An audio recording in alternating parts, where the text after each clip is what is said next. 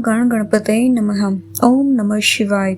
नमस्कार दोस्तों, स्वागत है आपका अपने चैनल हिंदू पर टीवी पर। दोस्तों, सावन का माह भगवान शिव को समर्पित होता है।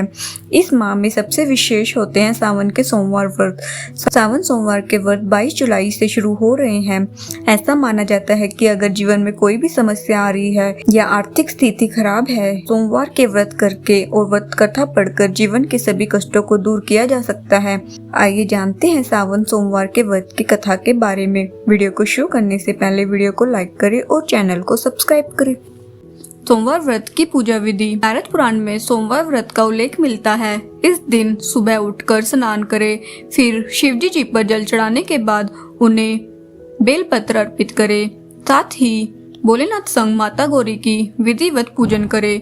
इसके बाद व्रत कथा सुन अपने व्रत को खोल सकते हैं। मान्यता के मुताबिक इस व्रत में 3 पहर की उपवास रखी जाती है, यानी शाम के वक्त व्रत खोल दिए जाते हैं। आइए जानते हैं सोमवार व्रत की कथा के बारे में। किसी नगर में एक धनी व्यापारी रहता था। दूर दूर तक उसका व्यापार फैला हुआ था। नगर के सभी लोग उस व्यापारी का सम्मान करते थे। इतना सब कुछ संपन्न होने के बाद भी वह व्यापारी बहुत दुखी था, क्योंकि उसका कोई पुत्र नहीं था, जिस कारण अपने मृत्यु के पश्चात व्यापारी के उत्तराधिकारी की चिंता उसे हमेशा सताती रहती थी। पुत्र प्राप्ति की इच्छा से व्यापारी प्रत्येक सोमवार भगवान शिव की व्रत पूजा किया करता था और शाम के समय शिव मंदिर जाकर शिवजी जी के सामने घी का दीपक जलाया करता था। उसकी भक्ति देखकर माता पार्वती प्रसन्न हो गई और भगवान शिव से उस व्यापारी की मनोकामना पूर्ण करने का निवेदन किया। भगवान शिव बोले, इस संसार में सबको उसके कर्म के अनुसार फल की प्राप्ति होती है। जो प्राणी जैसा कर्म करते हैं उन्हें वैसा ही फल प्राप्त होता है। शिवजी द्वारा समझाने के बावजूद माँ पार्वती नहीं मानी और उस व्यापारी की मनोकामना पूर्ति हेतु वे शिवजी जी से बार बार अनुरोध करती रही। अंततः माता के आग्रह को देखकर भगवान भोलेनाथ को उस व्यापारी को पुत्र प्राप्ति का वरदान देना पड़ा। वरदान देने के पश्चात भोलेनाथ माँ पार्वती से बोले, आपके आग्रह पर मैंने पुत्र प्राप्ति का वरदान दे तो दिया, परंतु इसका यह पुत्र 16 वर्ष से अधिक समय तक जीवित नहीं रहेगा। उसी रात भगवान शिव उस व्यापारी के स्वप्न में आए और उसे पुत्र प्राप्ति का वरदान दिया और उसके पुत्र के 16 वर्ष तक जीवित रहने की भी बात बताई। भगवान के वरदान से व्यापारी को खुशी तो हुई, लेकिन पुत्र की अल्पायु की चिंता ने उस खुशी को नष्ट कर दिया। व्यापारी पहले की तरह सोमवार के दिन भगवान शिव का विधिवत व्रत करता रहा।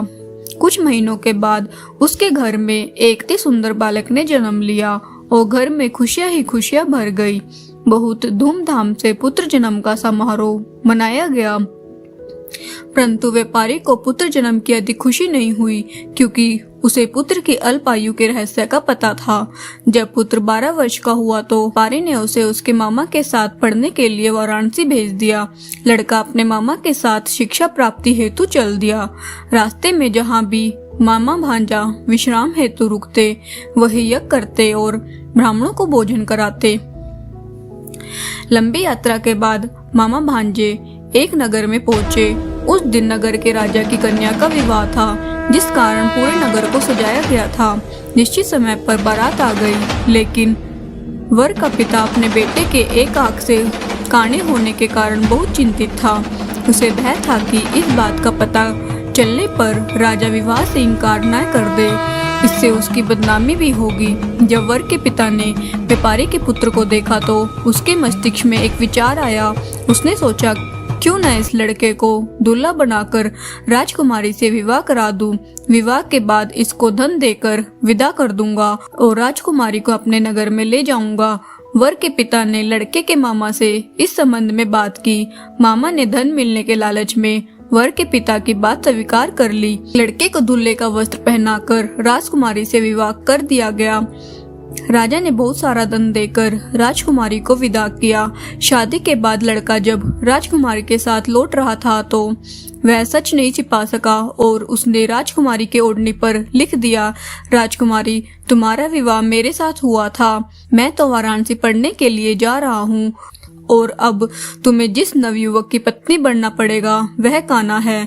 जब राजकुमारी ने अपनी ओढ़नी पर लिखा हुआ पढ़ा तो उसने काने लड़के के साथ जाने से इनकार कर दिया। राजा को जब ये सब बातें पता लगी तो उसने राजकुमारी को महल में ही रख लिया। उधर लड़का अपने मामा के साथ वाराणसी पहुंच गया और गुरुकुल में पढ़ना शुरू कर दिया। जब उसकी आयु 16 वर्ष की हुई तो उसने यज्ञ किया। यज्ञ की समाप्ति पर ब्राह्मणों को भोजन कराया और खूब अन्न वस्त्र दान किए। रात को वह अपने शयन कक्ष में सो गया। शिव के वरदान के अनुसार शयनावस्था में ही उसके प्राण पखेरु उड़ गए। सूर्योदय पर मामा मृत भांजे को देखकर रोने पीटने लगा। आसपास के लोग भी एकत्र होकर दुख प्रकट करने लगे। लड़के के मामा के रोने विलाप करने के स्वर समीप से गुजरते हुए भगवान शिव और माता पार्वती जी ने भी सुने।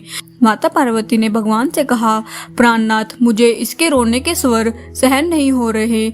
आप इस व्यक्ति के कष्ट को अवश्य दूर करें। भगवान शिव ने माता पार्वती के साथ अदृश्य रूप में समीप जाकर देखा तो भोलेनाथ माता पार्वती से बोले, यह तो उसी व्यापारी का पुत्र है जिसे मैंने 16 वर्ष की आयु का वरदान दिया था। इसकी आयु पूरी हो गई है। माँ पार्वती ने फिर भगवान शिव से निवेदन कर उस बालक को जीवन देने का आग्रह किया। माता पार्वती के आग्रह पर भगवान शिव ने उस लड़के को जीवित होने का वरदान दिया और कुछ ही पल में वह जीवित होकर उठ बैठा। शिक्षा समाप्त करके लड़का मामा के साथ अपने नगर की ओर चल दिया। दोनों चलते हुए उसी नगर में पहुंचे जहां उसका विवाह हुआ था। उस नगर में भी यज्ञ का आयोजन किया। समीप से गुजरते हुए नगर के राजा ने यज्ञ का आयोजन देखा और उसने तुरंत ही लड़के और उसके मामा को पहचान लिया। यज्ञ के समाप्त होने पर राजा मामा और लड़के को महल में ले गया और कुछ दिन उन्हें महल में रखकर बहुत सा धन वस्त्र आदि देकर राजकुमारी के साथ विदा कर दिया। इधर भूखे प्यासे रहकर व्यापारी और उसकी पत्नी बेटे की प्रतीक्षा कर रहे थे। उन्होंने प्रतिज्ञा कर रखी थी कि यदि उन्हें अपने बेटे की मृत्यु का समाचार मिला तो दोनों अपने प्राण त्याग देंगे। परंतु जैसे ही उसने बेटे के जीवित वापस लौटने का समाचार सुना तो वह बहुत प्रसन्न हुआ। वह अपनी पत्नी और मित्रों के साथ नगर के द्वार पर पहुंचा। अपने बेटे के विवाह का समाचार सुनकर पुत्र वधू राजकुमारी को देखकर उसकी खुशी का ठिकाना ना रहा। उसी रात भगवान शिव ने व्यापारी के सौपन में आकर कहा, हे श्रेष्ठी, मैंने तेरे सोमवार के व्रत करने और व्रत कथा सुनने से प्रसन्न होकर तेरे पुत्र को लंबी आयु प्रदान की है। पुत्र की लंबी आयु जानकर व्यापारी बहुत प्रसन्न हुआ। शिव भक्त होने तथा सोमवार का व्रत करने से व्यापारी की सभी मनोकामनाएं पूर्ण हुई। इसी प्रकार जो भक्त सोमवार का विधिवत व्रत करते हैं और व्रत कथा सुनते हैं उनकी सभी इच्छाएं पूरी होती है। जय बोलो भोलेनाथ की जय।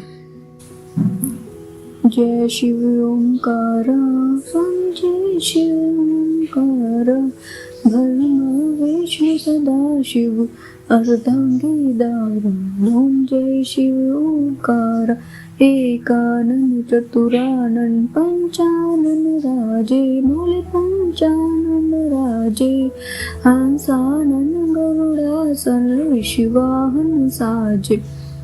ओम जय शिव ओंकार, दो भुज चार चतुर्भुज, 10 भुज अति शोभे, बोले 10 भुज अति शोभे। हे गुण रूप निरखता त्रिभुवन जन्मोहे।